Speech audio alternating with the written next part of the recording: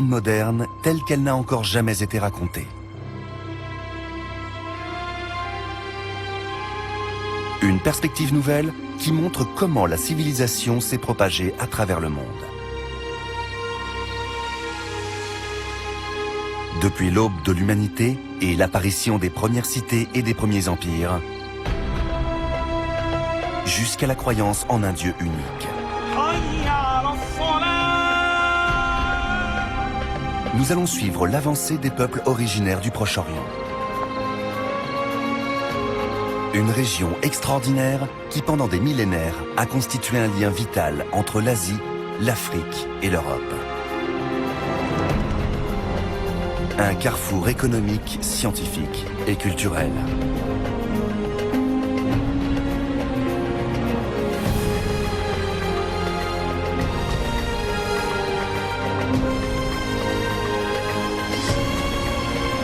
Accompagnez-nous dans cette odyssée fabuleuse. De l'Orient à l'Occident.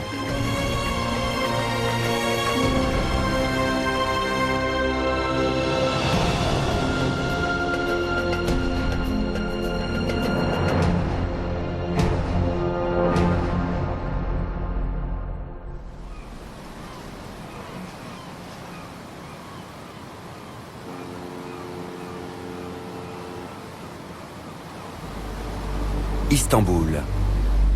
La seule ville au monde située à cheval sur deux continents, l'Europe et l'Asie. Elle a jadis été la capitale de l'une des plus grandes puissances impériales de tous les temps, le vaste Empire ottoman.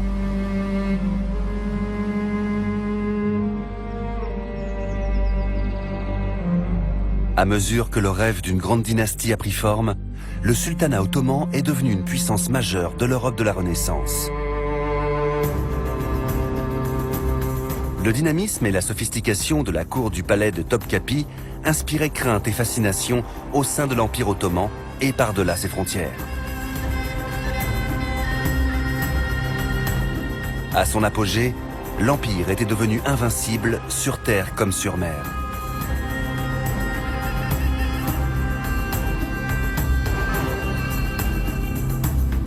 Il était considéré comme un modèle absolu d'État, de commerce et de culture. Je trouve cet édifice fascinant, à la fois en tant que croyant et en tant qu'architecte.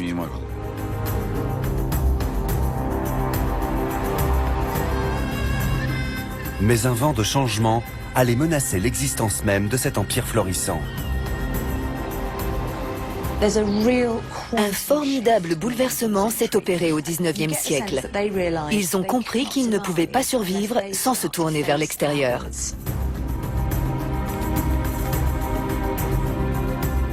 Les liens étroits établis avec l'Occident allaient dès lors façonner l'Orient.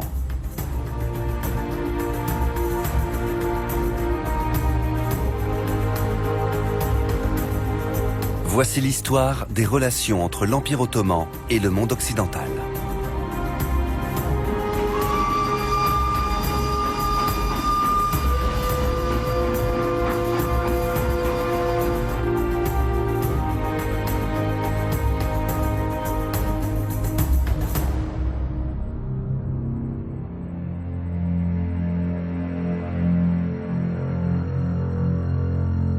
Au XVIe siècle, l'Empire ottoman s'étendait sur 3 continents.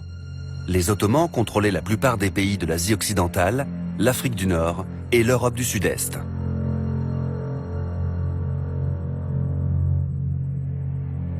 À la tête de la dynastie régnante se trouvait le sultan Sulayman, connu en Occident sous le nom de Soliman le Magnifique.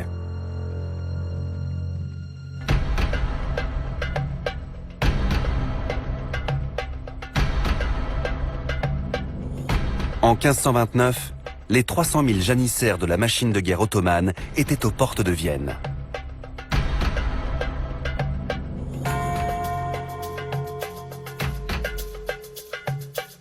Soliman s'attaquait au cœur même de l'Europe chrétienne, à un moment décisif de l'histoire. Après des mois de siège, les défenseurs de Vienne l'ont emporté. Le siège prolongé et l'arrivée de l'hiver ont alors contraint le sultan à se replier.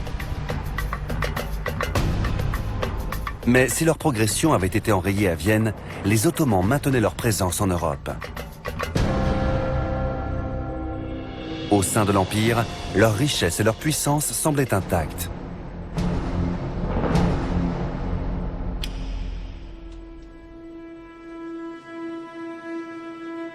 Un objet inestimable conservé au palais de Topkapi symbolise l'étendue du pouvoir de Soliman.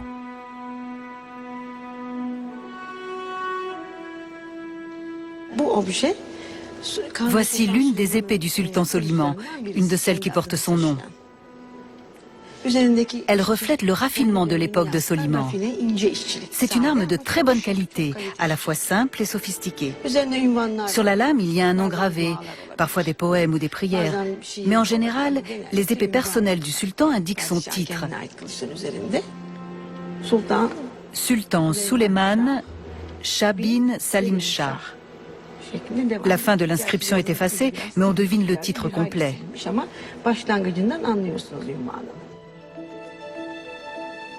Fabriquée il y a près de 500 ans, cette épée aurait été portée par Soliman lui-même lors d'une cérémonie, comme symbole de la magnificence royale.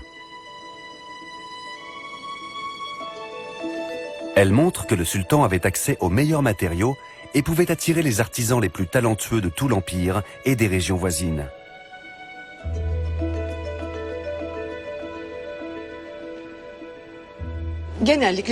Les pierres précieuses provenaient généralement de l'extérieur de l'Empire.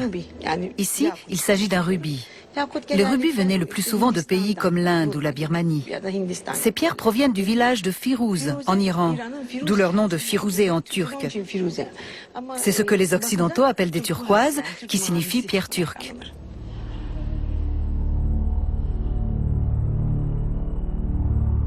Cette carte a été réalisée vers 1560 pour le sultan Soliman par le cartographe Al-Hatchabou Al-Hassan.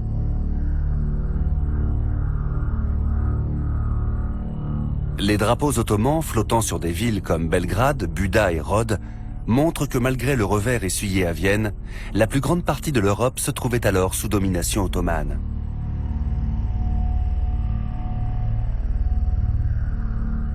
Et ce n'est pas seulement sur terre que les Ottomans s'immisçaient dans les affaires de l'Europe.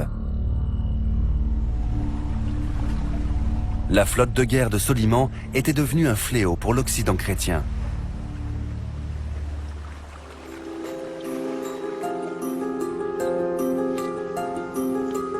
Derrière le musée de la marine d'Istanbul se trouve un vaste entrepôt.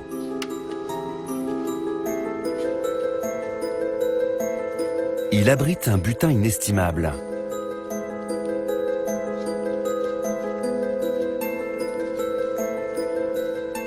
Des vaisseaux ottomans.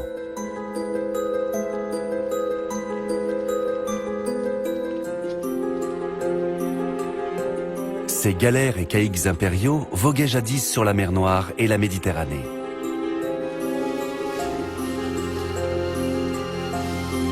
Aujourd'hui, une équipe s'attelle à leur redonner leur splendeur d'antan.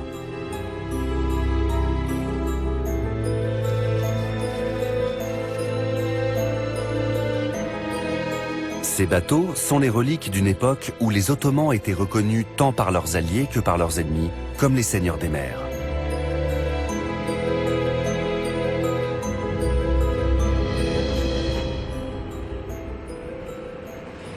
Nous nous trouvons ici sur le plus vieux, le seul exemplaire original de galère qui subsiste à ce jour.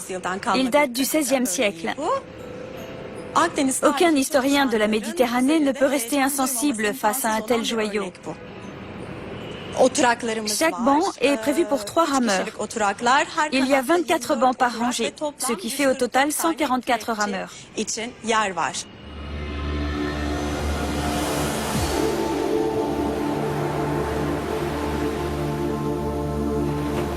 L'ère des grandes découvertes était lancée.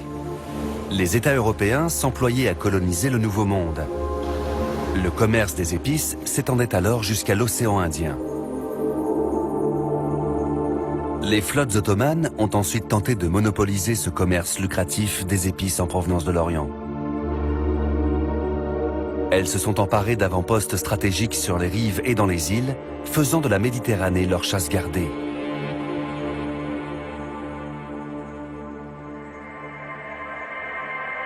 Afin de s'assurer le contrôle des voies de navigation, les Ottomans ont eu recours à une tactique ingénieuse.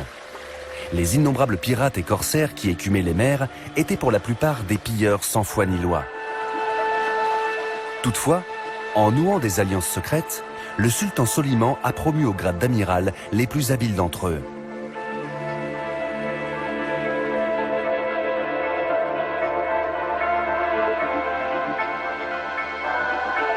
Cette miniature du XVIe siècle représente le sultan recevant le corsaire le plus célèbre de l'histoire ottomane. Khayreddin Pacha, dit Barberousse.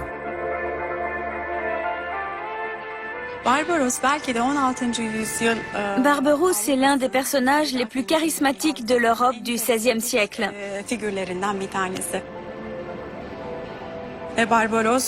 C'est un véritable héros qui a été immortalisé dans des romans, des poèmes, des tapisseries murales, des chants, un peu sous toutes les formes. Sous le commandement de Barberousse, les Ottomans ont interrompu les échanges maritimes dont dépendait l'Europe. À travers toute la région, des villes entières ont vu leurs moyens de subsistance menacés.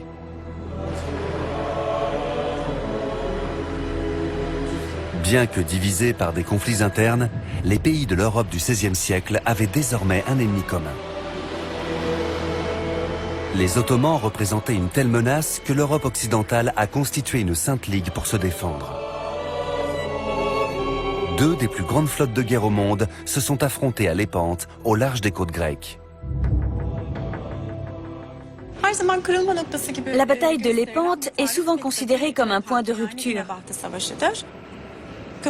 Face à la prise de Chypre, les grandes puissances, la papauté, l'Espagne et Venise, ont aussitôt réagi en formant une alliance. Elles étaient déterminées à régler la question une bonne fois pour toutes. Et les Ottomans se sont fait écraser.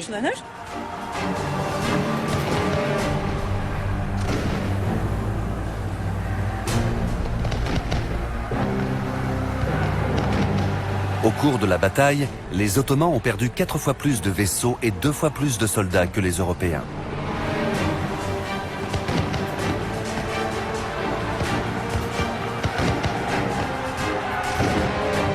Lépante a été célébrée par la Sainte Ligue comme une victoire majeure.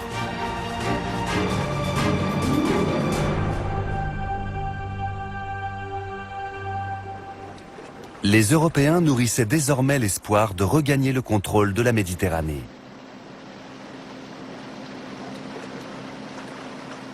Le mythe de l'invincibilité ottomane était ébranlé.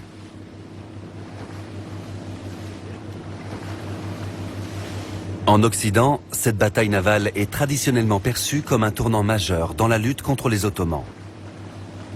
Pourtant, aux yeux de l'Orient, cette défaite n'était qu'un simple revers.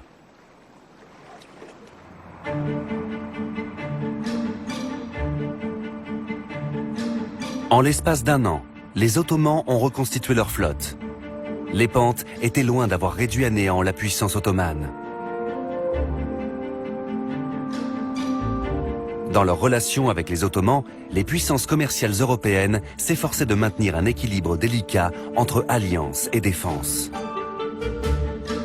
Des ambassadeurs de François Ier et de la reine d'Angleterre Élisabeth Ier ont été envoyés en mission diplomatique à la cour ottomane.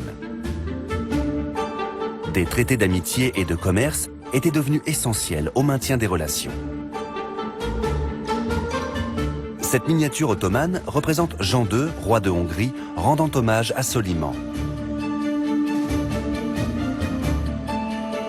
Elle montre l'influence constante des Ottomans sur le monde occidental.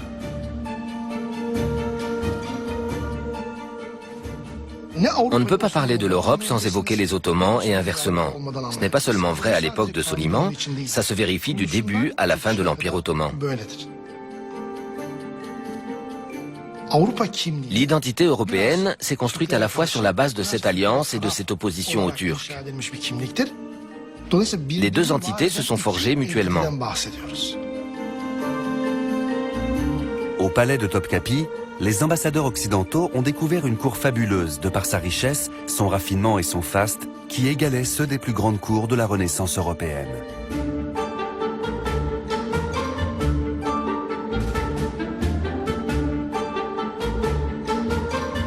Leurs récits vantant la splendeur de la cour de Soliman ont valu à ce dernier le nom de Soliman le Magnifique.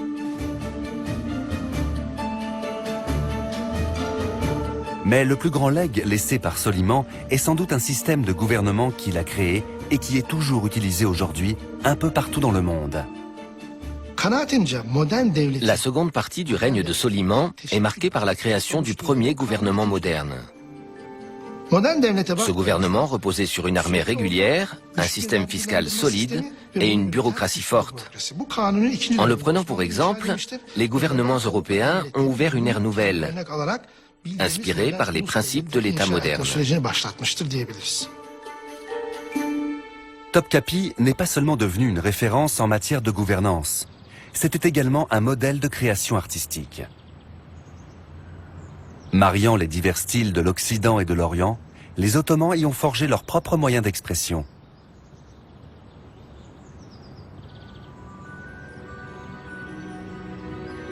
Les successeurs de Soliman ont perpétué la tradition ottomane et ajouté dans l'enceinte du palais de multiples cours, pavillons et jardins sophistiqués.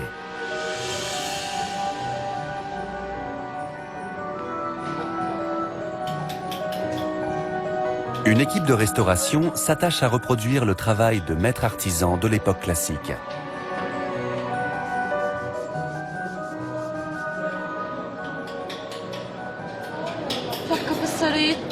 Les faïences du palais de Topkapi sont de très bons exemples de faïences de l'ère ottomane.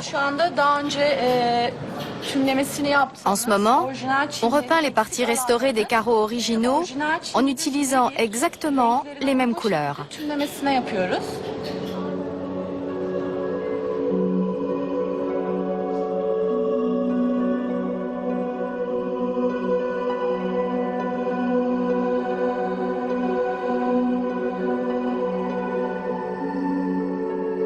Le pavillon Revan a été construit en 1635 pour célébrer la conquête d'Erevan, actuelle capitale de l'Arménie. Il constitue un chef-d'œuvre de l'héritage artistique ottoman, alimenté par d'incessantes conquêtes.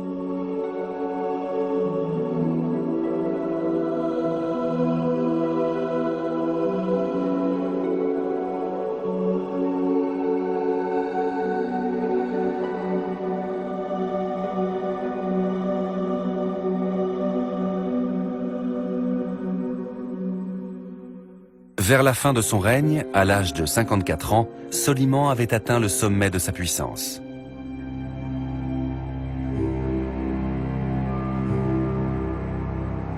Il désirait laisser une trace durable sur la ville d'Istanbul, un symbole de la magnificence de son règne, visible aux yeux de tous. Il a alors fait appel à un bâtisseur de génie, un homme du nom de Sinan. Principal architecte de l'Empire pendant 50 ans, Sinan avait conçu et érigé des centaines de monuments ottomans, de Damas à la capitale.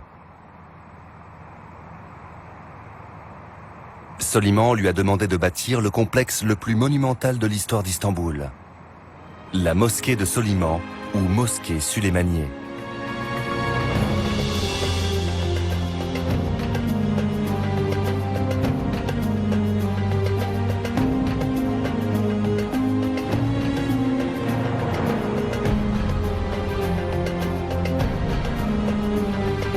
Elle est l'expression ultime de la puissance de l'État ottoman. Aujourd'hui encore, cet édifice offre une vue à couper le souffle sur la ville.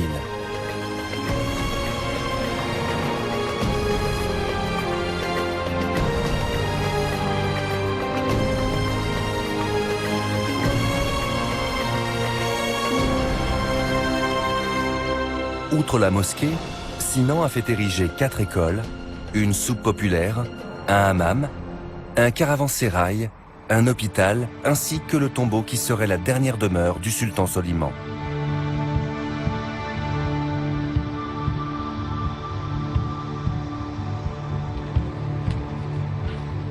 La mosquée Süleymaniyye est rapidement devenue le point central de la ville.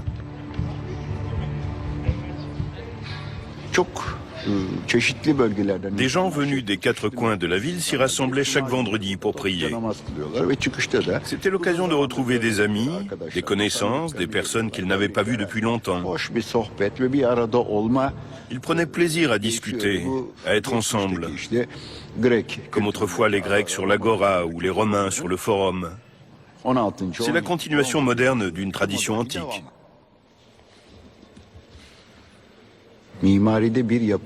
En architecture, les bâtiments ne sont pas jugés en fonction de leur hauteur ou de leur taille, mais plutôt en fonction de leur luminosité. Les structures en dôme de Sinan sont les plus lumineuses d'entre toutes.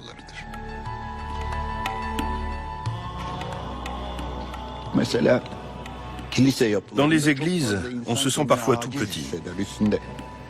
Ici, vous avez des luminaires suspendus au plafond. Ça redonne une dimension humaine et on se sent moins écrasé.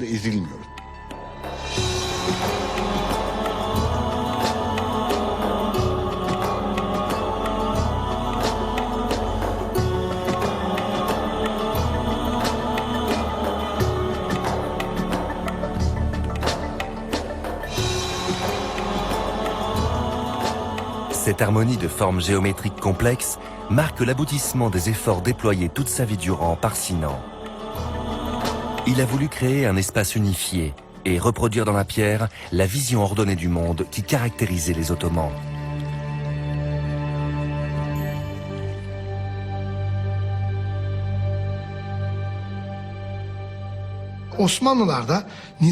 Les Ottomans chérissaient le concept d'ordre du monde.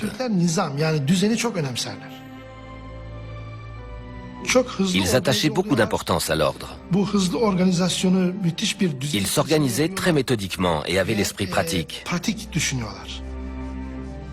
Quand ils faisaient un travail, ils le faisaient jusqu'au bout. Et ils faisaient en sorte que le résultat soit durable.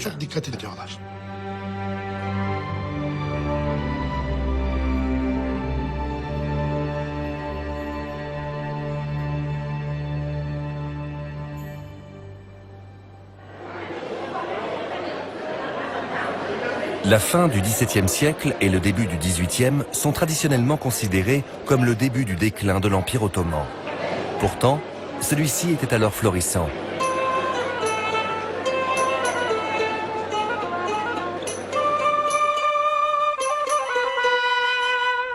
Il s'étendait à travers l'Afrique, l'Asie et l'Europe, d'Alger jusqu'à Mossoul et de Médine jusqu'aux portes de Vienne. Les Ottomans contrôlaient les carrefours des routes commerciales reliant chaque continent et sous-continent de l'Asie à l'Europe.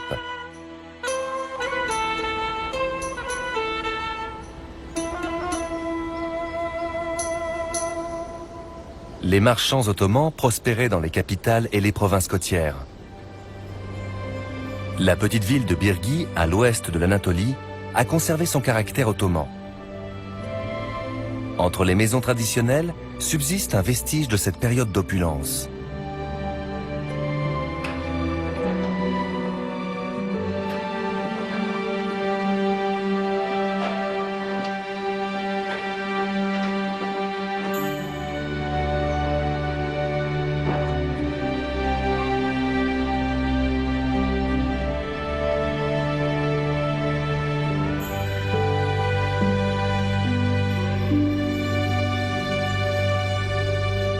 Construite en 1761 et préservée en grande partie dans son état d'origine, la résidence de Çakır Aga apparaît à première vue comme une maison en bois typique de l'Anatolie occidentale.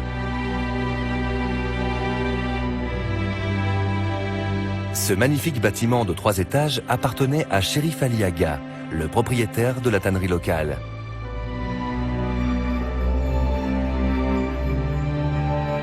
Toutefois, les détails de l'ornementation révèlent que le monde de Şerif Ali Aga s'étendait bien au-delà de l'Anatolie. Des motifs occidentaux reflètent les idées apportées dans les ports ottomans par les marchands français, anglais, hollandais et vénitiens circulant à Birgi.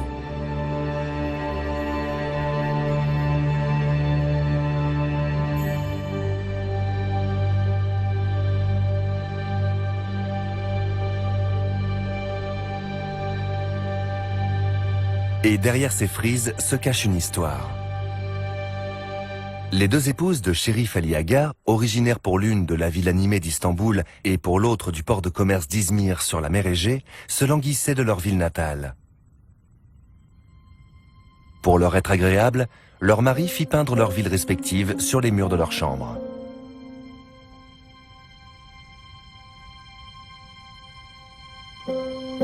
Izmir dans cette pièce-ci, Istanbul dans celle-là. Ces reproductions illustrent ce qui a été le moteur économique de l'Empire ottoman à plus de 500 km au nord.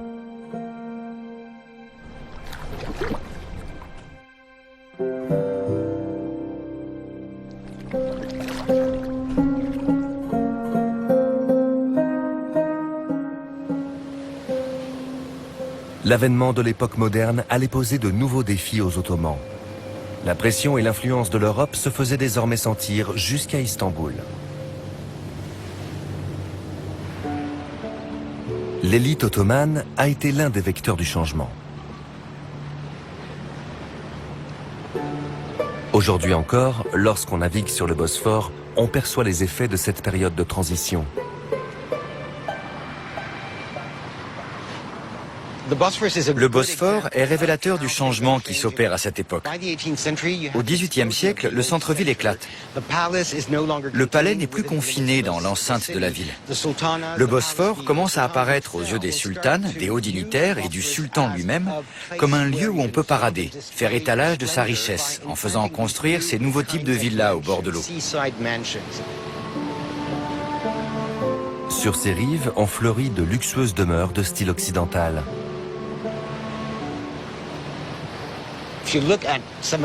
Ces résidences sont généralement construites de sorte qu'on puisse profiter de la vue sur le Bosphore. Le reste du terrain est utilisé comme un immense jardin où on peut installer son harem, entre autres, mais la propriété elle-même est implantée au bord de l'eau. Et c'est une toute nouvelle façon de profiter de la ville. Cette nouvelle culture du plaisir n'était pas l'apanage de l'élite ottomane. Un nombre croissant de diplomates européens venaient s'installer dans de splendides nouvelles ambassades bâties au bord de l'eau. Le Bosphore est devenu un grand canal. Comparé à Venise, c'est un immense canal où les gens affichent leur puissance à travers leur résidence, par leur simple présence sur cette portion de littoral.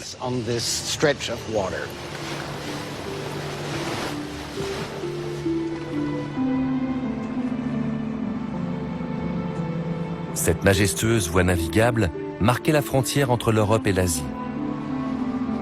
Elle constituait une importante route commerciale depuis l'Antiquité. Alors que les échanges entre l'Europe et les Amériques commençaient à éclipser les vieux marchés méditerranéens, peu à peu, un nouvel ordre mondial s'est fait jour.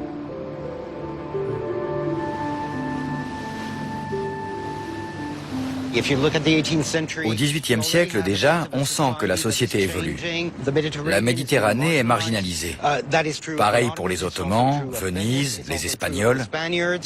Les valeurs montantes, ce sont les économies atlantiques, les Hollandais, les Anglais, dans une certaine mesure les Français.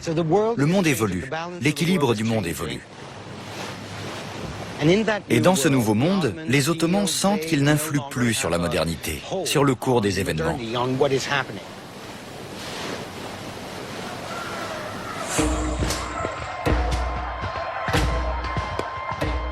Depuis la Révolution française en 1789, l'étincelle du nationalisme s'était enflammée au sein de l'Empire ottoman.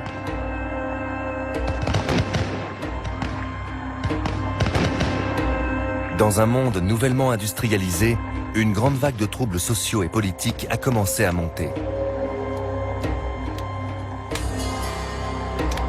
Avec l'appui des puissances européennes, les minorités non musulmanes ont réclamé leur indépendance vis-à-vis de l'État ottoman.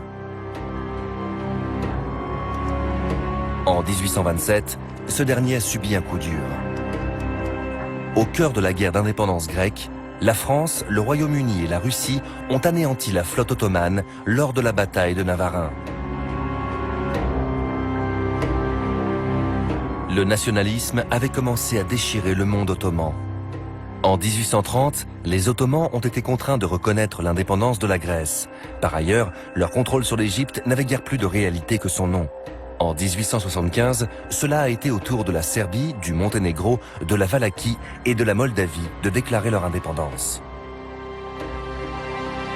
Enfin, en 1878, les Ottomans ont perdu le contrôle de la Bulgarie, de la Bosnie-Herzégovine et de la Roumanie. Dans une région ravagée par la guerre, la carte de l'Empire se redessinait peu à peu.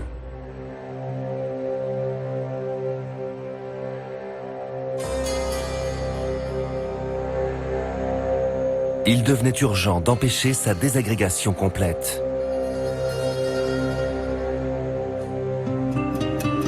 Ce décret royal s'inscrivait dans un mouvement de réforme qui allait transformer définitivement l'État ottoman.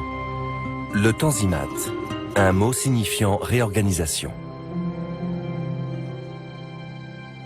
L'élite ottomane s'est employée à restructurer l'administration en s'inspirant cette fois du modèle ouest-européen.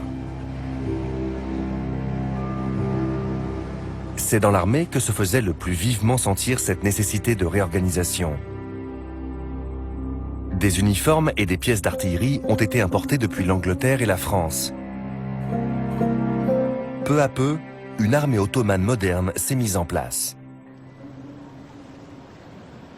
Le sultanat ottoman devait prévenir les offensives extérieures à l'est comme à l'ouest et réaffirmer sa suprématie jusqu'aux confins de l'Empire à travers des symboles forts.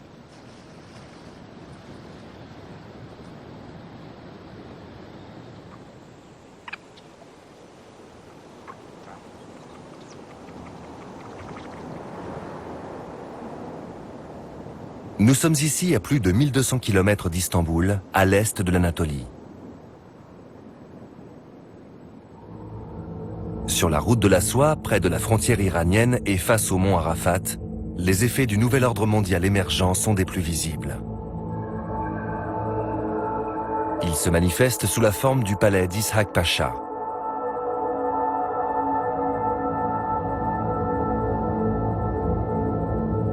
Cet extraordinaire palais fortifié était essentiel pour contrôler ces rudes territoires frontaliers.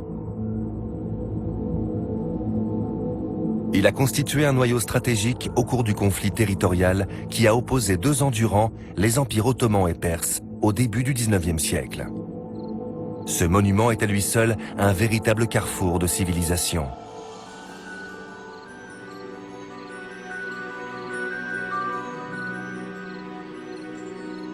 Son architecture flamboyante marie les styles perses, géorgiens, arméniens, seldjoukides, ottomans et occidentales.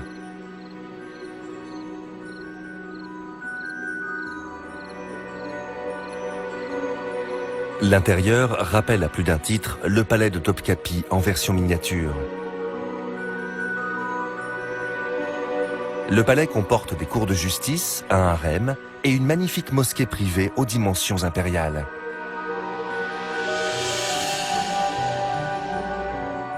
Des inscriptions coraniques très stylisées ornent les murs.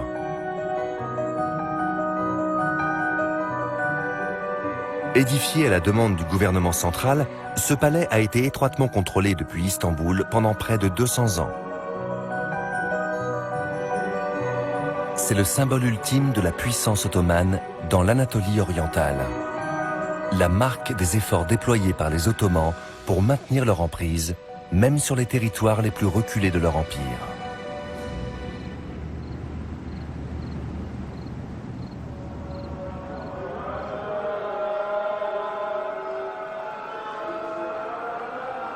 En Syrie, le gouvernement central ottoman s'est également assuré un contrôle étroit de la route sacrée du Hadj.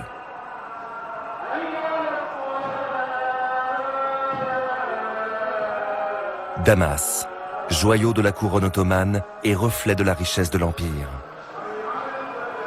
Profitant à la fois des marchandises d'Extrême-Orient acheminées par la route du Hadj et du commerce européen transitant par les ports de Méditerranée orientale, cette cité est devenue la vitrine du modernisme ottoman.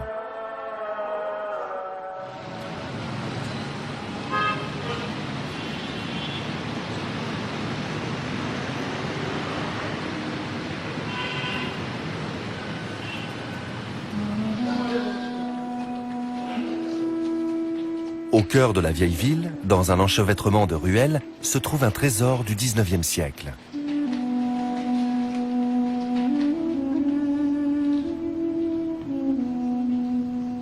Érigé en 1830, Beit Nizam abritait jadis de riches familles de commerçants.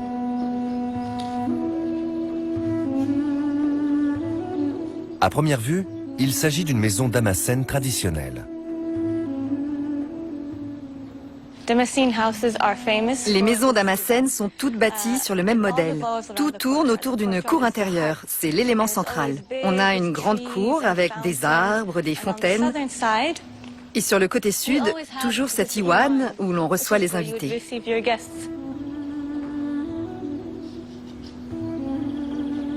Pourtant, à y regarder de plus près, on découvre des indices révélant les liens étroits qui existaient entre Istanbul et Damas au 19e siècle.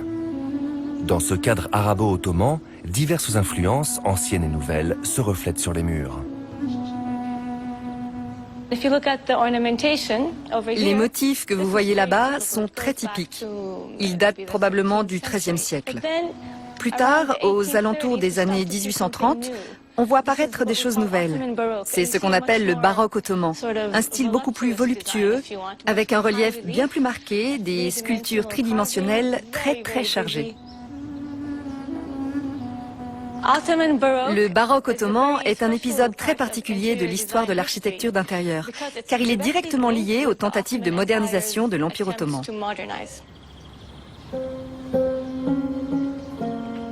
Cette maison révèle que les réformes menées par le sultan Mahmoud II avaient réussi à améliorer les relations entre le palais et les provinces.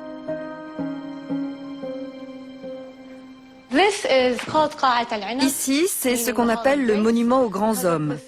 Vous voyez ces grandes sculptures, ce stuc doré, ce décor pompeux et très chargé est directement inspiré du château de Versailles. Mais en fait, il vient d'Istanbul.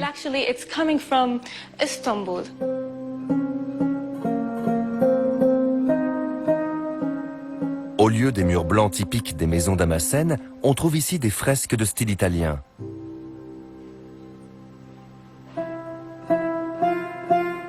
Istanbul était devenu un symbole de modernité pour l'ensemble du monde ottoman.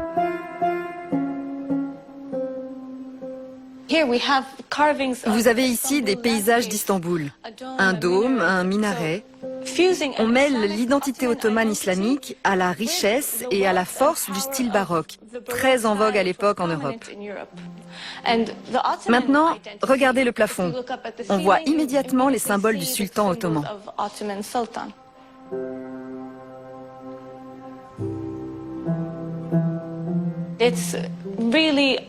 Tout cela exprime la volonté de se moderniser et de suivre l'évolution de la culture européenne, d'être sur un pied d'égalité avec elle, tout en conservant l'identité ottomane en période de crise et de tension.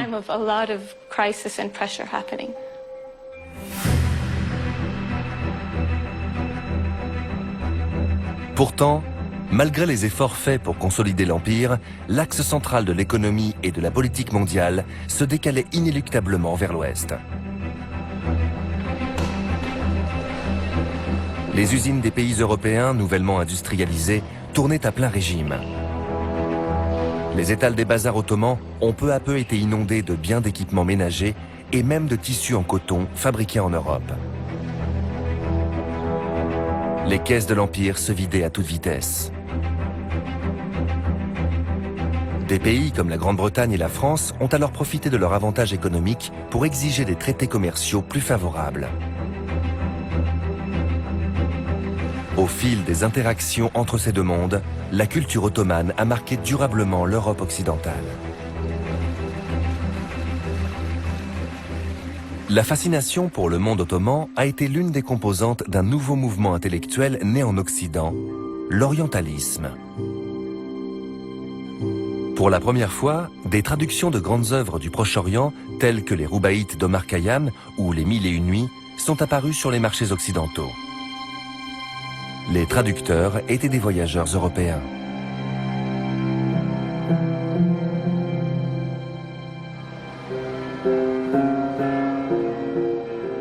Dans le cimetière de Mortlake, près de Londres, se dresse le tombeau de l'un des plus célèbres aventuriers orientalistes. Richard Burton, traducteur des Mille et une nuits.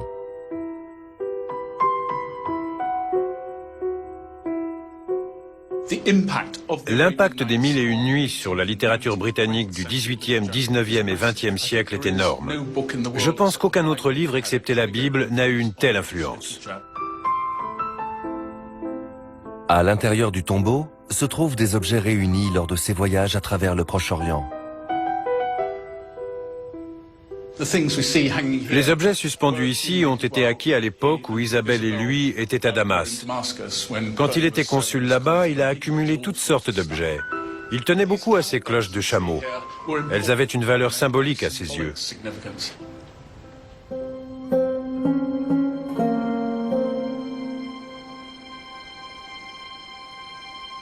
Richard Burton a effectué des voyages clandestins à la Mecque et à Médine. Il a été l'un des premiers Européens à explorer les terres lointaines et relativement inconnues du Hadj.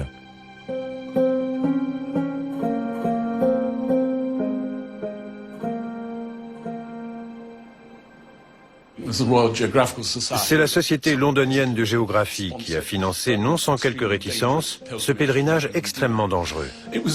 Burton était déguisé, et si sa couverture avait été démasquée, si on avait su qu'il était un infidèle, il se serait fait tuer sur place.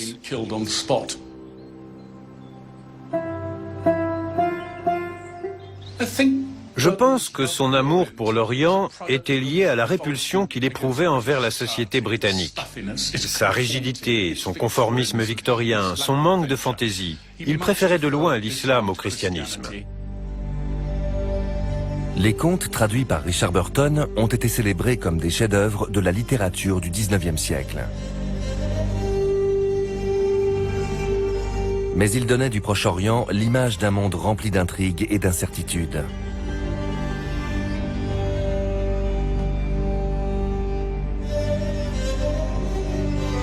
Captivés par ces récits, des peintres ont voyagé à leur tour en Orient et ces terres leur ont inspiré des scènes idéalisées. Dans leurs œuvres se mêlent souvent sensualité et violence.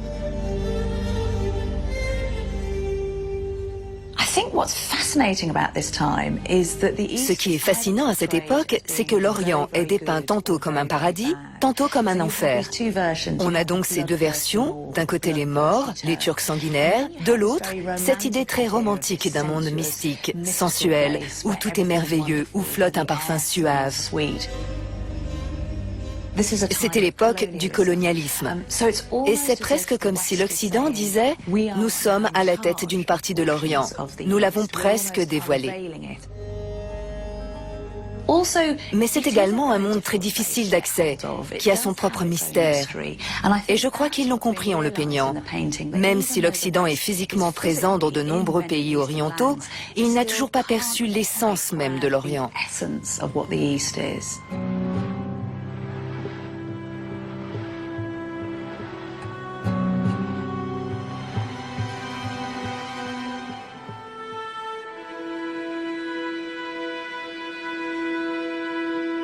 Dans la réalité, les sultans successifs se battaient pour maintenir la cohésion de peuples de plus en plus disparates.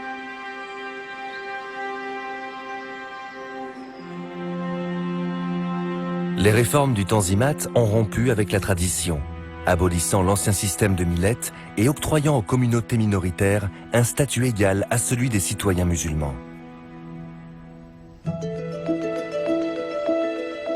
Dans ce décret impérial, le sultan Abdulmejid Ier assurait que toute discrimination à l'égard d'un quelconque de ses sujets, sur la base de sa religion, sa langue ou sa race, serait définitivement supprimée du protocole administratif.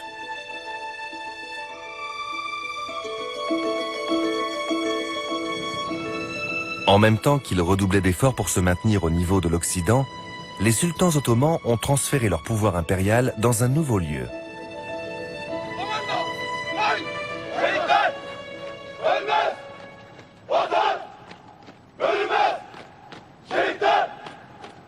Aujourd'hui, des gardes continuent de veiller sur le palais de Dolmabahçe.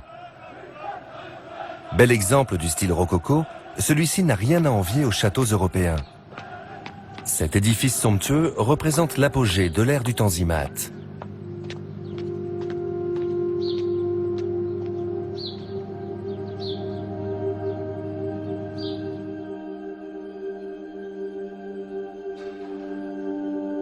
Mais s'il possédait en apparence tous les attributs d'une grande nation européenne, l'Empire ottoman ne s'était occidentalisé qu'en surface.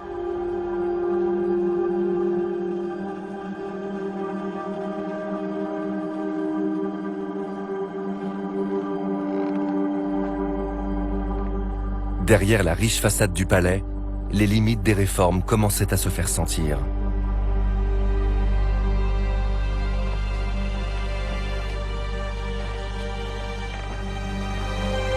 Les efforts de l'administration ottomane n'avaient pas suffi à convaincre l'ensemble des nations de l'Empire que leur futur était dans cette cohésion.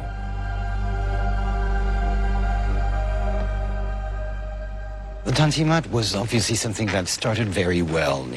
Tanzimat a très bien commencé dans les années 1840-1850. Mais il était voué à l'échec, car il est très difficile pour un empire de se transformer de façon à répondre à tous les besoins, toutes les exigences de plusieurs États-nations. Il était condamné d'avance, parce qu'il était trop complexe, trop moderne pour une structure comme l'Empire ottoman.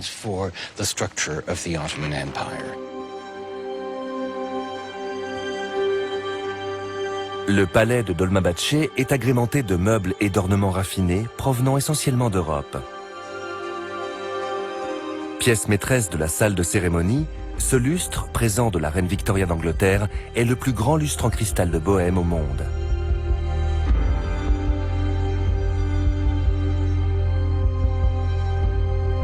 Il domine la salle, symbole de l'influence des puissances européennes au cœur même de l'administration ottomane.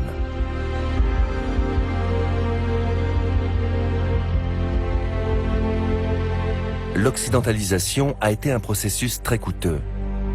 Jusqu'en 1850, l'Empire ottoman était le seul empire à pouvoir se vanter de n'avoir jamais contracté de dette extérieure. Mais il commence ensuite à devenir tributaire des capitaux européens.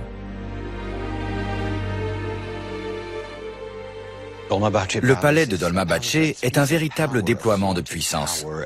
C'est l'incarnation d'un empire moderne, ou qui tente de se moderniser. Bien sûr, tout cela a un prix. Et ce prix, c'est la dette ottomane. Elle coïncide plus ou moins avec la construction du palais dans les années 1850. Mais le palais n'est qu'une goutte d'eau dans cette dette monumentale qui va contraindre l'Empire à déclarer officiellement faillite en 1875. Une réforme politique s'imposait pour assurer la survie de l'Empire. C'est dans cette salle qu'a été annoncée en 1876 la formation du premier Parlement ottoman. Une mesure qui allait s'avérer insuffisante.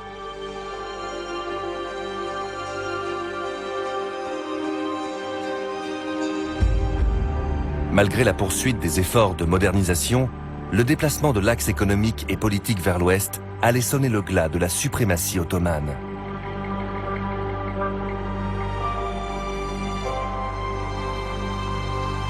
Il y a cependant eu une ultime tentative pour rassembler la majorité islamique de l'Empire.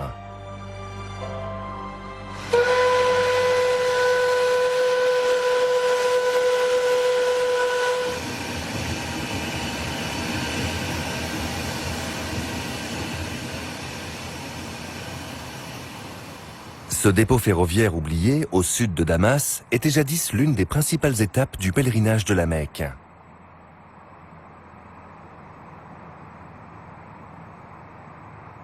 Ces vieilles locomotives sont les témoins silencieux d'une page importante de l'histoire du Proche-Orient. Autrefois à la pointe de la technologie, ces machines ont transporté les premiers pèlerins en 1908.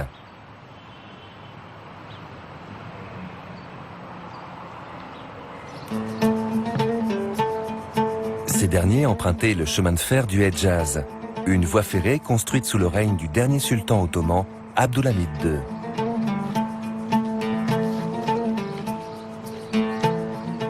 Tout au long de l'histoire de la civilisation musulmane, les sultans et les califes ont veillé au bon déroulement du pèlerinage annuel.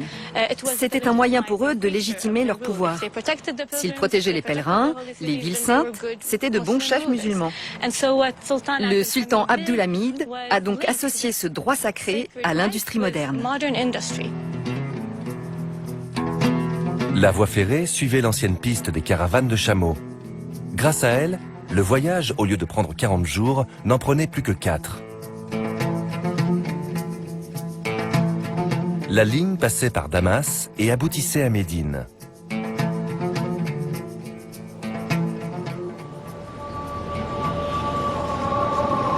Dans cette période troublée, elle a aussi apporté l'innovation dont la région avait tant besoin et renforcé les liens entre l'Empire ottoman et des territoires islamiques clés.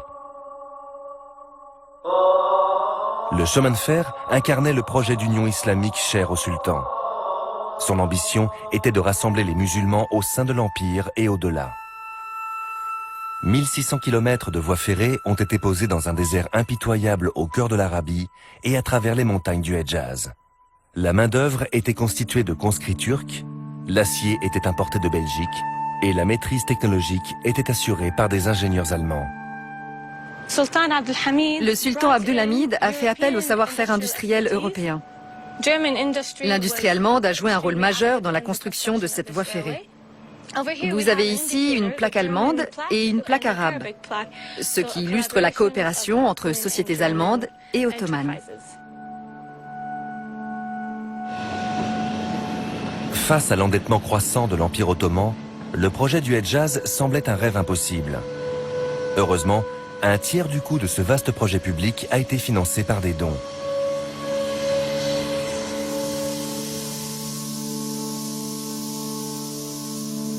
Des musulmans du monde entier ont participé à cette grande entreprise pan-islamique dont le but était d'aider les pèlerins à atteindre la Mecque. Dès son ouverture, la ligne de chemin de fer a transporté des milliers de fidèles.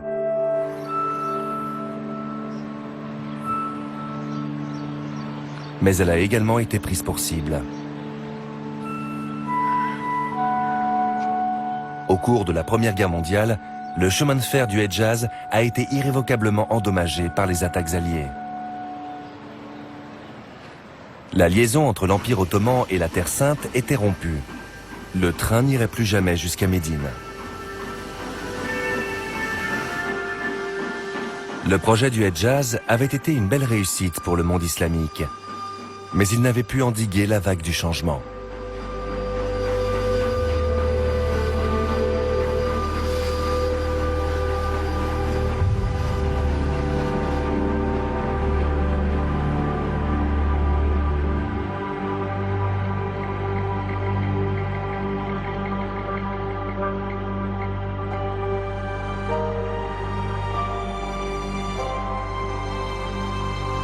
Paralysée par les troubles civils et criblée de dettes, la dynastie ottomane vivait ses derniers jours.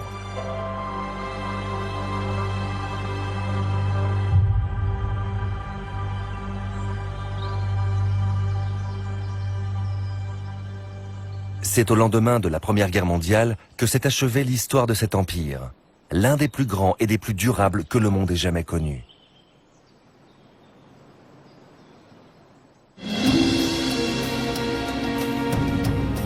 À son apogée, l'Empire ottoman s'étendait d'Alger jusqu'à Mossoul et de Médine jusqu'aux portes de Vienne. Pendant des siècles, les Ottomans ont contrôlé la région la plus dynamique du monde.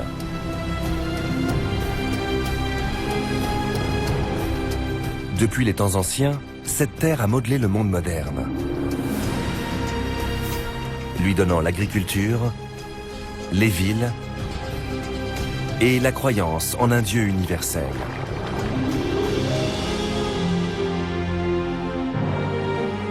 Elle a engendré les esprits brillants qui ont jeté les fondements de la Renaissance européenne. Depuis 12 000 ans, ce carrefour de l'Orient et de l'Occident inspire l'histoire de la civilisation. Une histoire qui continue de s'écrire.